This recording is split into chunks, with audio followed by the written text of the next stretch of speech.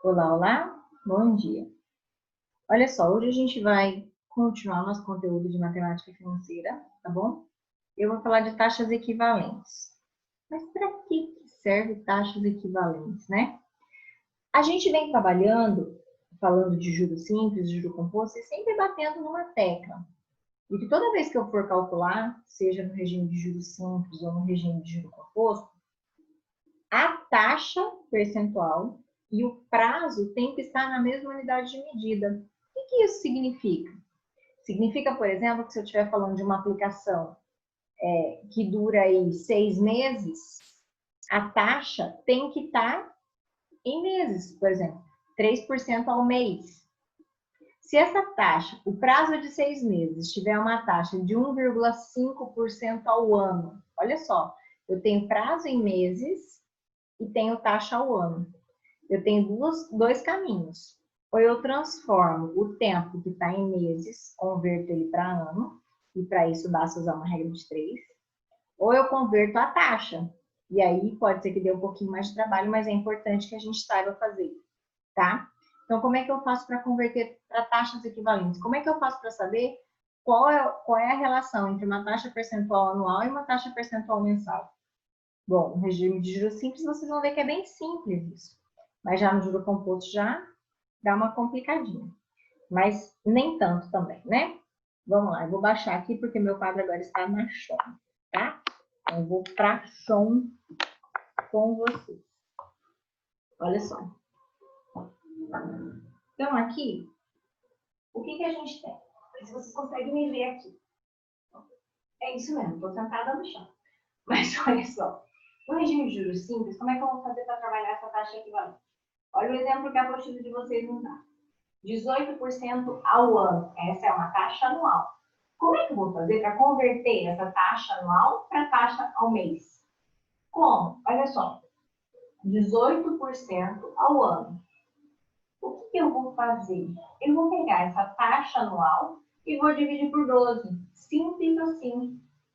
18 dividido por 12 dá 1,5% distribuído ao longo dos meses. Então, é 1,5% por mês. Então, a minha taxa equivalente aqui no juros simples foi muito simples, literalmente, né? Sem trocadilho, com trocadilho. Olha só, eu escrevi aqui. Essa relação não está no livro de vocês, mas seria interessante vocês fazerem essa anotação. Olha lá, a taxa anual corresponde a 1 ano. A taxa mensal corresponde a 12 meses. Olha lá, foi essa regrinha que a gente usou. Simples assim, tá bom? Agora, e como é que eu faço? Vocês viram que aqui, então, 18% ao ano é a mesma coisa que 1,5% ao mês. Por que no regime de juro composto não é?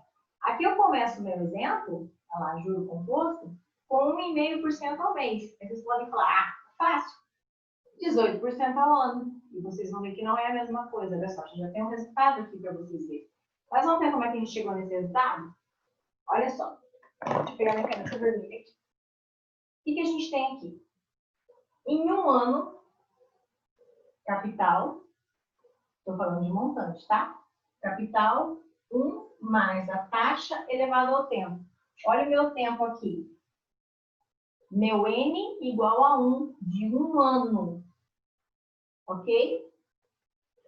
A minha taxa por cento ao ano, uma taxa anual. No livro de vocês, ele troca por I1 e I2. Eu não quis fazer isso porque eu quero que vocês enxerguem da onde eu estou falando que é taxa anual e da onde eu estou falando que é taxa semestral, ou que é mensal. Beleza? Então, olha só. Capital, 1 mais a taxa anual, no tempo de um ano. Aqui, capital, 1 mais a taxa mensal, no tempo de 12 meses. Olha lá. Olha aqui. Meu N é igual a 12. Ok? Por que meu N é igual a 12? Eu não estou comparando a um ano? Um ano, 12 meses. Bom, para resolver, capital com capital, cortou. O que sobrou? 1 mais a taxa anual é igual a 1 mais a taxa mensal. Não é 1,5% ao mês? 1,5% é 1,5 sobre 100. É 0, eu vou colocar aqui. É 0,015. Ok? 0, vamos mais essa vírgula para aparecer. 0,015. Ah, então 1 mais 0,015, 1,015 elevado a 12. Sem nenhum problema, joga na calculadora. 1,015, chapeuzinho, ou x elevado a y, ou y elevado a x, depende de como está a sua calculadora, ok? E dá esse número, 1,1956. Esse 1 está somando, vai para lá, diminuindo. Sobra quem? 0,1956. Que significa, isso aqui é uma taxa unitária, né? Também estava lá no último vídeo, uma taxa unitária. Como é que eu faço para transformar em taxa percentual? Multiplico por 100. 19,56%. Faltou colocar aqui que eu estou falando ao ano. Ok? Deixa eu baixar.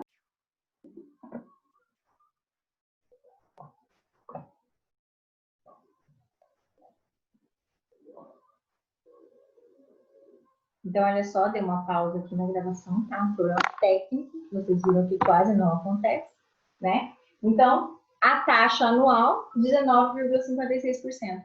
Vocês viram que no juros simples, essa correspondência com 1,5 ao mês é para 18%, ok? Aqui 1,5 ao mês representa 19,56% ao ano. Então, existe uma diferença, tá bom? Agora eu vou abrir para vocês o nosso livro para vocês verem o que tem ali, só um pouquinho. Então, olha só, estou lá na página 56. Desses exemplos, podemos observar que quando os juros são simples, taxas equivalentes também são taxas proporcionais, certo? Por exemplo, se a taxa mensal é de 10%, a taxa anual vai ser 12 vezes 10%, de 12 meses, ok? Então, eu tenho 10% ao mês, equivale a 120% ao ano, ok? Isso no regime de juros simples. Porém, no regime de juro composto, não é isso que acontece. A gente acabou de ver que existe uma diferença, né? Então, olha lá, no regime de juro composto, cadê? Deixa eu só continuar aqui, né? Duas taxas são proporcionais quando a razão entre elas é igual à razão entre os tempos correspondentes, expressos em uma mesma unidade. Por exemplo, 10% está para 120%, assim como um mês está para 12 meses do ano. Olha lá. Um mês para um ano é um mês para 12 meses, 1 para 12. 10% para 120 é 1 para 12 também. E aí eu tenho taxas equivalentes e taxas proporcionais. Ok? No regime de juro composto, taxas proporcionais não são equivalentes. Se a taxa mensal é de 10%, a anual é de 214 e não de 120. Olha como aumenta isso, né? Então, como é que eu faria isso? Olha lá. 1 mais a taxa anual seria o C que multiplica 1 mais I elevado a N, mas esse N é um ano.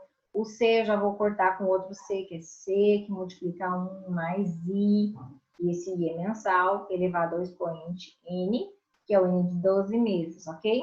Corta C com C, que a gente acabou de fazer aqui.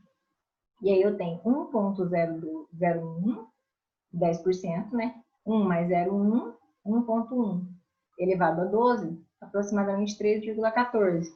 De 3,14, esse 1 está somando, é ótimo, né? Está somando, vem para cá, diminuindo, 2,14. Lembra que esse valor é taxa unitária. Multiplica por 100, vira 214. Então, a diferença é bem grande. Tá ok? Vamos ver o que mais que a gente tem aqui. Agora a gente vai falar um pouquinho de valor atual. Na verdade, a gente já falou algumas coisas sobre isso, né? Que eu vou descobrir uma das incógnitas. Então, olha só.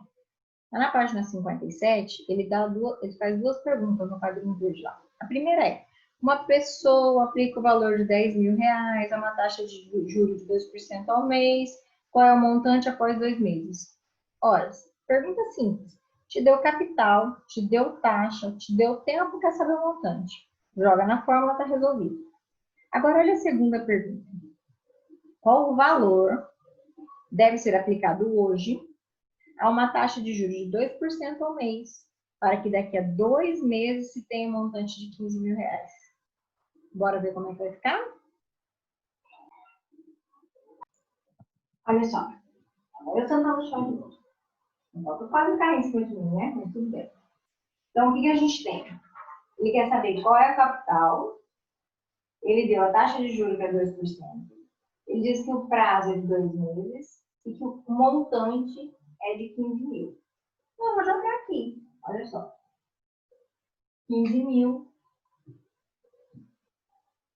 é igual ao capital, que eu quero saber quem é. 1 mais a taxa, 2%, 0,02, elevado ao tempo, 2. Isso aqui está multiplicando, vem dividindo. Então, o capital é 1.500 sobre 1,02 elevado ao quadrado. O capital, 14.000, vamos para ver? 14.417,53. Só isso. Só. E o que é esse valor? É o valor presente, ok? É o valor tomado no empréstimo, na aplicação, é o valor de entrada. Então, eu conheço o valor final, o valor futuro, future value, event value. Aquele que eu falei em inglês lá, né? Future value. Esse aqui é o present value. FV, PV, ok? Present value, presente, valor presente. Valor do capital. Quanto foi investido, aplicado ou tomado como empréstimo? Valor inicial. Beleza? Agora vamos voltar para o livro. Olha só, pessoal. Só para a gente entender o que a gente vai falar agora, só precisa organizar a forma, tá? Então, como é que eu calculo o valor presente? Bom, o valor presente eu isolei o C aqui na fórmula de montante. Montante capital, 1 mais taxa elevada ao tempo. Capital ficou, tudo isso está multiplicando, desceu dividindo, ok? Então, é assim que eu calculo o montante. É o valor de capital, valor presente, ok? Agora a gente vai lá para o livro.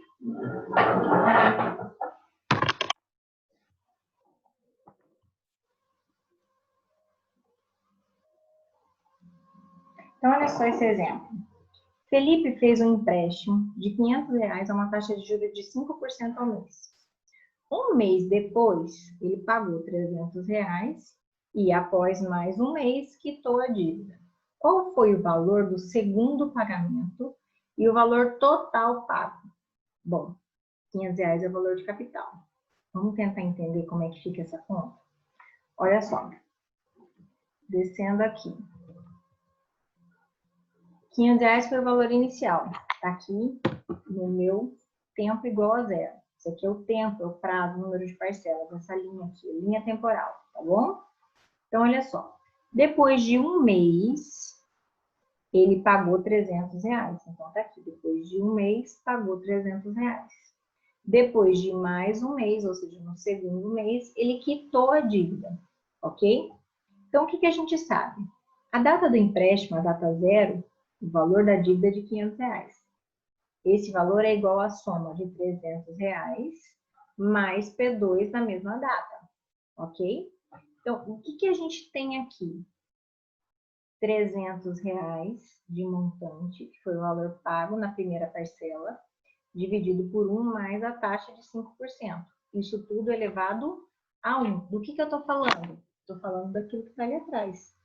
Montante sobre 1 mais a taxa elevada ao tempo, ok? Então, aqui, lembra que isso tudo está elevado a 1. Beleza.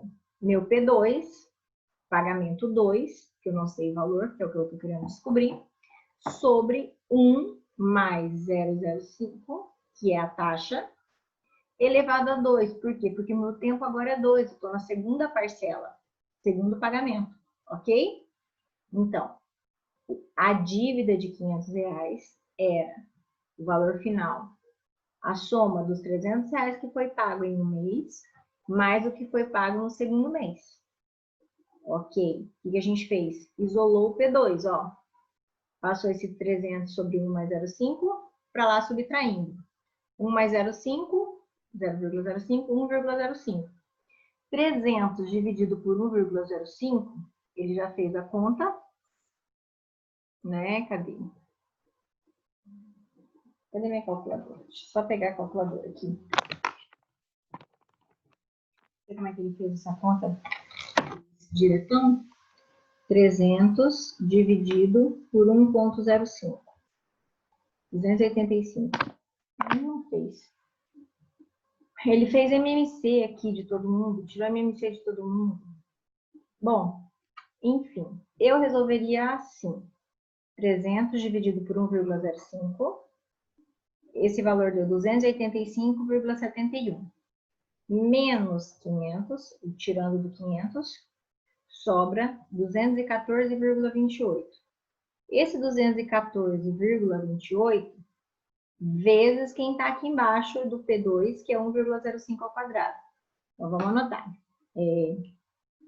2,14,28 vezes o 1,05 ao quadrado. 1,05 vezes 1,05. 1,025 vezes o 214,28, 236,25, ok? Então, dá esse valor aí. Então, eu descobri que o valor pago na segunda parcela foi de R$ 236,25. E quanto foi pago ao total? Soma, pagou uma parcela de 300 e a outra parcela de 236, ok? E esse valor é o valor do quê? Montante, valor final, ok? Caso o Felipe não realizasse o pagamento de R$ 300 um mês após contrair a dívida, o valor a ser pago após 2 meses seria 551,25. Aí é só jogar na fórmula. Capital, 500. 500. A taxa 0,5. 1,05 elevado ao quadrado. São 2 meses, vezes 1,05. Isso vezes o capital, que é 500. 551,25 reais, 25 centavos, ok? Só jogar na forma. Então, para que a gente usou isso, esse raciocínio? Para descobrir o valor da segunda parcela, considerando o valor presente e tudo mais, ok? Ele tem outra situação aqui. Um celular custa à vista R$ 760 reais. Esse valor também pode ser parcelado das seguintes formas: 3 parcelas de 265, 5 parcelas de R$ 160 reais. Nas duas formas, a primeira parcela é paga após um mês da compra. Felipe dispõe do dinheiro para pagamento à vista, mas ficou em dúvida sobre qual das opções é mais vantajosa. É muito difícil que uma venda a prazo seja mais vantajosa do que uma venda à vista. Porque você pode não conseguir desconto, mas pelo menos você não vai pagar juros, tá? Muito difícil que isso aconteça, tá bom? Então, na prática, sempre à vista é melhor. Mas vamos ver o exercício, né? O Felipe dispõe do dinheiro para pagar à vista, mas ele quer ver qual é o mais vantajoso. Então, custa R$ 760 reais, esse é o valor do capital. Na primeira situação, 3 parcelas de 265. Ok? Na segunda situação, 5 parcelas de 160. Beleza. O que mais que a gente tem aqui? Vamos analisar. 265. A taxa é de quantos por cento? Sempre. E o seu dinheiro rendendo a 1% ao mês. Né? Então, ele quer saber se ele pode comprar à vista ou se ele pega esse dinheiro, coloca aplicado, o dinheiro está aplicado em fundo de investimentos que rende 1% ao mês. Então, ele quer saber se vai ser mais vantagem ele comprar à vista ou se ele deixar o dinheiro lá, numa poupança, numa aplicação que seja, rendendo 1% ao mês, no final desses 3 meses ou no final desses 5 meses, que são o número de parcela que ele está comparando aí, qual situação vai ser mais vantajosa? Ok? 1%. Então, por isso, tá? Deixa eu pegar a apostila aqui. Por isso, ele faz aqui, na primeira situação, primeira parcela, 265, 1 mais a taxa elevada ao tempo. Primeira parcela, 1. 265 sobre 1 mais a taxa elevada a 2, segunda parcela. 265 sobre 1 mais a taxa elevada a 3, terceira parcela, ok? Fazendo todos os cálculos aqui, ao invés de pagar R$ 760, ele ia pagar R$ 779,36, ok? Aqui, 5 parcelas. 5 parcelas de 160. 160 sobre 1 mais 0,1, taxa, 1 mais a taxa elevada ao tempo, que é 1, tempo 2, tempo 3, tempo 4, tempo 5. Fazendo os cálculos, 776,55. Olha só, de 5 parcelas seria mais vantajoso do que de 3 parcelas. Mais vantajoso em que ele ia pagar menos juros. Mas vamos ler o que ele concluiu aqui. Olha só, portanto, como 760 é menor que 779,36 e que 776,55, o pagamento à vista é mais vantajoso, como eu disse. Os ganhos com a aplicação não vão compensar a diferença entre os valores. Entretanto, observe que, entre as opções de parcelamento, vamos supor que Felipe não tem dinheiro para pagar à vista. Qual seria a opção mais vantajosa? Ah lá, a segunda é mais vantajosa que a primeira, mesmo que o total por ela, 5 vezes de 160, igual a 800, seja maior que o total pago pela primeira, 795. Por que é mais vantajosa? Porque aqui ele vai pagar menos juros, ok? Menos juros. Se você multiplicar 160 vezes 5, olha lá, 160 vezes 5, R$ 800. 265 vezes 3, 795. Lógico que, cadê? 795 é menos do que 800. Mas quando a gente joga aqui na fórmula, pensando no rendimento da poupança dele, aqui renderia menos juros, por isso ainda é mais vantajoso pagar em 6 vezes, ok? Não sei, acho que não ficou claro, né? Mas, enfim, à vista, na dúvida, sempre a melhor opção, tá? Então, eu vou deixar para vocês algumas atividades, eu vou marcar.